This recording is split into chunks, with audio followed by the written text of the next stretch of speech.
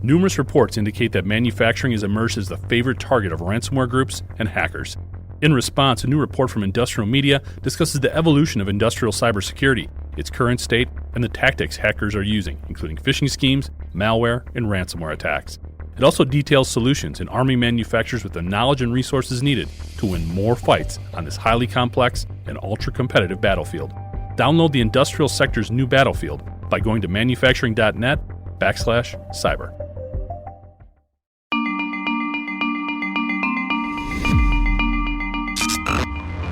Hi, I'm Jeff Ranke, Editorial Director of Manufacturing.net and Manufacturing Business Technology. Welcome to Security Breach. Late last year, we discussed Lockbit's ransomware attack on Boeing and the ensuing cyber incident that resulted in a large quantity of the aerospace giant's data being stolen. One of the experts we tapped into in breaking down the attack and its fallout was Tony Pietrocola. In addition to serving as the president of AgileBlue, he also heads the Northern Ohio chapter of InfraGard, which works directly with the FBI on cybercrime. You can check out that Boeing episode in the archives. In addition to his extensive knowledge on threat actors like Lockbit, Tony also has a tremendous amount of insight on a number of cybersecurity challenges that continue to plague the industrial sector. This includes ways to improve attack surface visibility, especially as hackers are beginning to combine old-school techniques with next-gen tools like AI. So with that in mind, here's some additional insight from Tony Pietrocola. So, Tony, you mentioned something earlier on that Boeing felt they caught this early enough that it wasn't as big of a deal. Now, that could certainly be corporate speak, that could certainly be a PR spin, but could it also speak to the fact that maybe the industrial sector is getting a little bit better in terms of visibility on the attack plane? We're getting a little bit better at seeing things more quickly. It's such a huge issue as the attack surface grows, we have more connected devices. What's your take there in terms of visibility and maybe how we're improving? You know, you hit a great point there with connected devices. I mean, there's more connected devices now than ever. Tomorrow there'll be more than ever. Same thing. They just continue. You know, they don't add. They multiply in big numbers the number of connected devices. Further, and this is backed up by data. This isn't just Tony having a hypothesis. Remote work. Don't tell me it hasn't had a huge impact. When people are working from home, they're not. I go to Starbucks when I'm on the road. Starbucks, buy their stock because, man, let me tell you, that place is packed and everybody's got a big drink. So hotel lobbies, when I'm walking up and down the airplane, man, you see everybody cranking away. People are cranking away because we're trying to work faster because we're remote. I think that's a big thing. I don't think we're working smarter. So, when you think about VPNs and not moving, we're seeing a lot of customers. Let me give you a couple examples. Moving files off corporate networks or SharePoints into private, boxes or drop boxes. Emailing really important, critical things to your personal email because maybe you can access that from home and you don't want to be on VPN. Not because you're malicious, just because there's some negligence. You're seeing a huge rise with that. So I do think that remote work is putting a huge spring into a lot of these things as well. And by the way, remote work isn't going anywhere, unfortunately. Like it seems here to stay. No, great point. So, Tony, segueing a little bit, we've been talking a lot about the bad guys. You're involved with a couple of organizations trying to do a lot of good stuff. So maybe you could talk to us a little bit about, first, let's discuss AgileBlue and some of the work you're doing there. Yeah, I appreciate it. AgileBlue is our goal is we're a 24/7 security operations center and SOAR platform. So really, we need to detect cyber attacks before they happen. And we have automated technology that hopefully responds very quickly to mitigate our clients' risk. That's what we do. We're a global company, 24/7. So we see a lot of, crazy, funky things. Coincidentally, I'm also president of InfraGard in Ohio. InfraGard's a great organization. It's a private business joint organization with the FBI where we can share information, data, skill sets, expertise, all about keeping critical infrastructure in the United States of America safe. And we have over 80-some thousand members globally, in the United States, backed by the FBI, which is awesome. And the amount of data that we're sharing all the time is tremendous. And by the way, there's a lot of data because if you think about it, everything's critical infrastructure, not just nuclear power plants in our grid, which people think, but what about anything? What about superchargers for people running electric cars? If those go down, how do you drive? How do you charge your vehicle? There's so much that's now become critical infrastructure because we're all digitized. It's not just a power plant or a grid. You can argue it's just about everything. No, couldn't agree. I think most of our audience is definitely familiar with InfraGard, but if you're not, check them out, get involved. Great organization to become a bigger player. Kind of coincides with everything we always talk about in terms of sharing more information, being as transparent as possible about a lot of these attacks. Helps us all become stronger sort of collectively in our cyber defense planning and processes. It does. And I'll tell you what's even more beneficial as well. The sharing is great, have to have it. But understanding the mindset of the FBI and helping the FBI has to have the FBI help us as private business.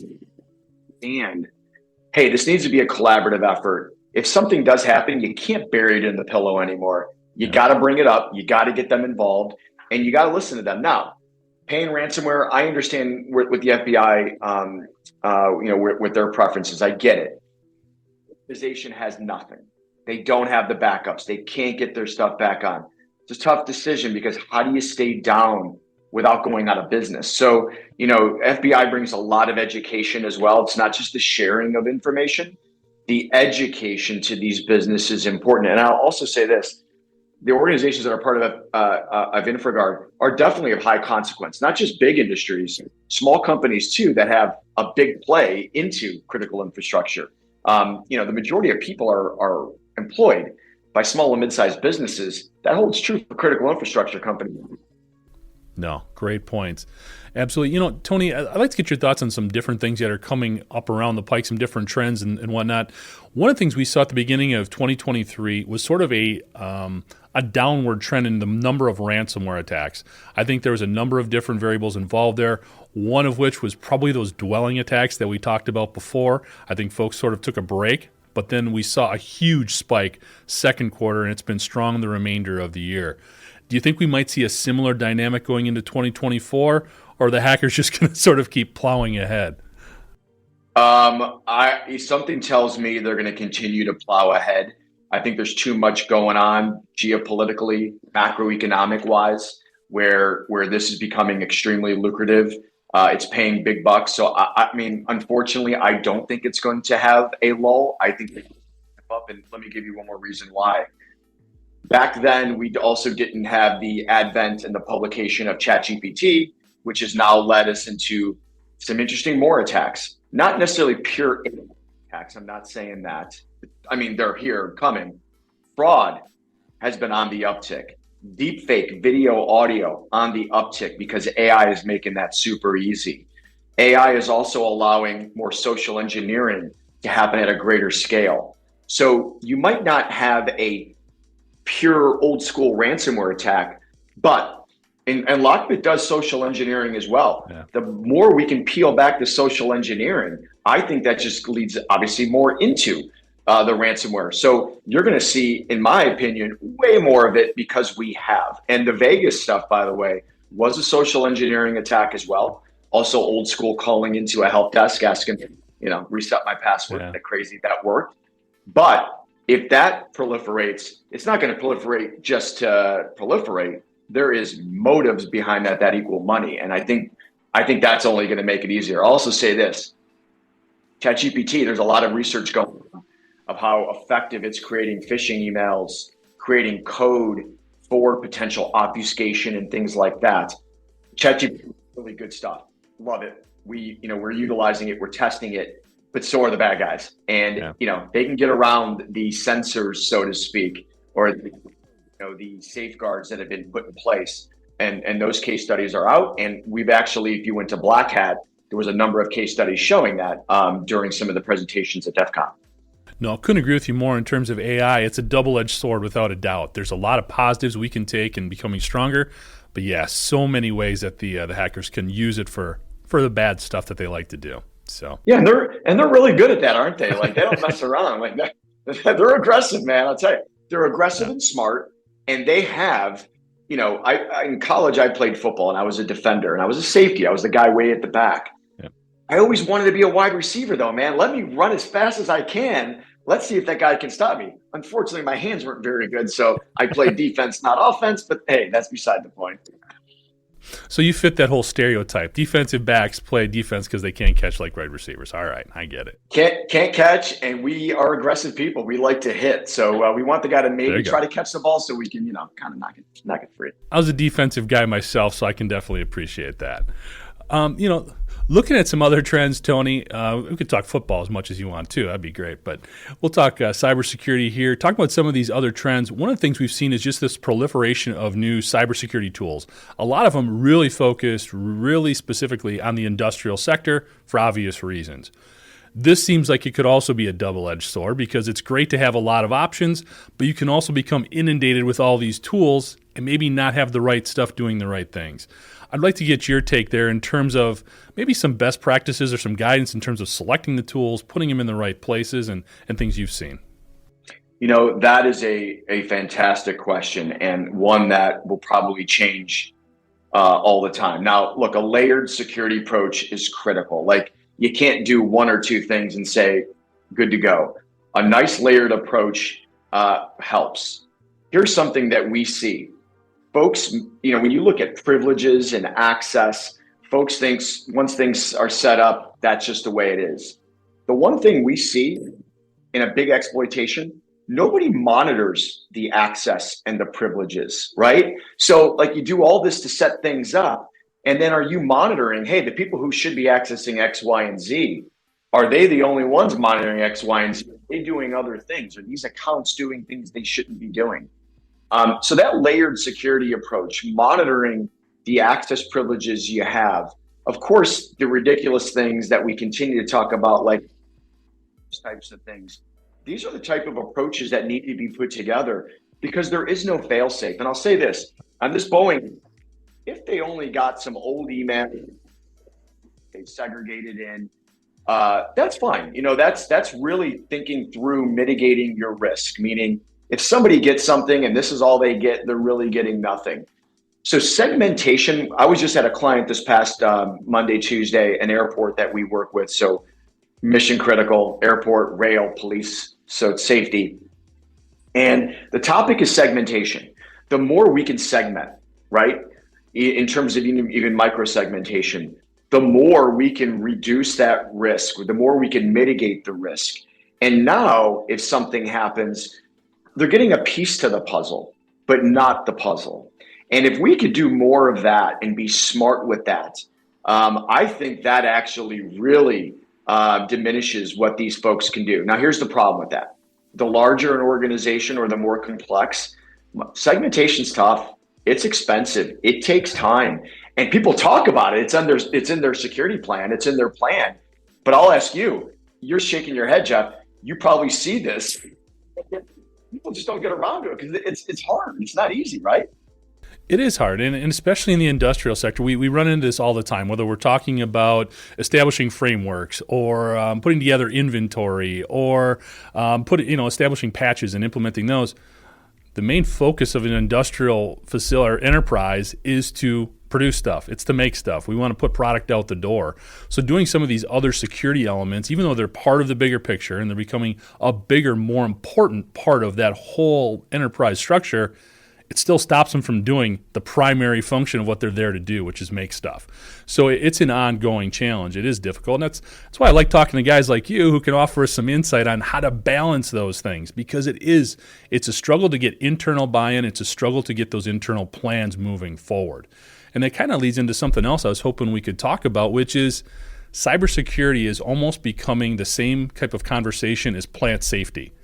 Everybody agrees. It's super important. We got to keep employees safe. We have to do all of these things. But when you keep talking about it, it almost becomes white noise. Everybody's like, yeah, I got it. I know. And then they go out and write their password on a Post-it note and leave it on their computer. So what are some things that you've seen that have maybe been better practices to help internally get people to realize they play such an important role in cybersecurity and how that can sort of trickle upwards in helping the whole enterprise?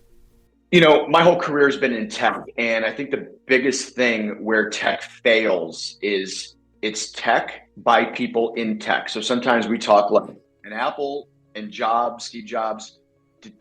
Name a company that did better to break down technology so my grandma could understand what the heck he was pitching, right? That's what made him so uniquely special. Same thing in cyber. When you think about the C-suite, when you think about boards of directors, cyber makes their heads spin, or they just think it's something going to hack into you and how's our cyber, good, bad, whatever. I'll tell you what's helped, and this isn't my company, so I can plug it. Things like security scorecard, tools like that can actually take what your security posture looks like and give it a letter grade or give it some kind of scoring system where somebody can sit down and that doesn't look great. I mean, I went to college, C got me by, but I didn't share that with mom. Like, okay, so some of these scoring mechanisms are really helping our customers. Now, are they, 100, are they gospel? Not at all. But I think they help start the conversation where people could sit back who aren't technical and be like, ugly. I mean, we really got to do something here, especially given where you are, if you're industrial, if you're part of DoD or whatever that supply chain might be. So, Jeff, it's a hard question to answer. Somebody asked me earlier today in another interview I was doing, are boards of directors now scrambling? Are they staying up late at night? I'm like, I think only over earnings reports. I still don't see the directors still that concerned. But I'll tell you what, they're going to start being when you see some of this fraud with AI. So no, it makes a ton of sense, especially with the plan for becoming more visualization focused. You've got KPIs that are up on screen so people can see how they're tracking towards their goals. So making cybersecurity a part of that whole data reporting and those types of dashboards makes a ton of sense, and keeping more people involved in it should get greater buy-in, I would hope. Makes sense. I would hope as well. And, this is anecdotal. This isn't a hard study. I do see cyber budgets keeping up. It's not like people are like, hey, we're probably going to cut X, Y, and Z. We're hearing, hey, we're probably going to stay here and probably add a little extra for A, B, and C. And so we're starting to hear that a little bit more. I do think it's resonating. And by the way, with the SolarWinds CISO officially being charged, that right there officially put every CISO and every CIO, because a lot of companies don't have CISOs, and then virtual CISOs on record to say, if things go bad and you don't do the right thing, you could be held personally liable. Wow. That's going to make some people really start getting the C-suite involved and probably start pulling the alarm instead of saying, hey, I think our cyber's good. No, great point. And again, it leads back to that conversation, which, yeah, we don't want to give the hackers too much credit and too much publicity, but we have to talk about them and what they're capable of doing and just sort of having this greater level of accountability throughout the sector. So it makes sense. So, Tony, this has been awesome. We've talked about AI. We've talked about ransomware trends and other elements. Anything when you look ahead that might be a big trend or something that we need to keep in mind as we look at cybersecurity for the next year and a half? I think a trend that I've seen started over the last couple of months, and I don't think this is going anywhere. Companies, so people that work at companies are plugging PII, they're plugging IP, they're plugging patient information, they're plugging confidential company information into GPTs like ChatGPT, like Bard, other ones as well. And they're not doing it because they're malicious. They're looking to see where that can help them with business. And they're putting so much confidential information in. Well, when it goes in, it can also come out. And if it goes in constructed, it can come out deconstructed to do the opposite. And we've seen actual customers doing this and saying, what do we do now? And you can't call ChatGPT and be like, hey, I need my information out. That thing's in the model now. So we're seeing a lot of that, and I do think that could present backdoor problems going into 2024. I hope it doesn't, but come on, how can it not? That's a trend we're seeing a lot of. So can you keep people from going to ChatGPT? No, and you shouldn't. They should use it responsibly, but you can't plug confidential IP or patient information, which we've seen, or your earnings results, like Samsung did before going public, and that stuff is now part of that model. So, I mean, does that this leads to a bigger question, I guess, beyond just cybersecurity, but is that going to be maybe not the downfall, not being that dramatic, but definitely limitations placed on open source AI when it comes to these language models? I mean, is that kind of where we're trending?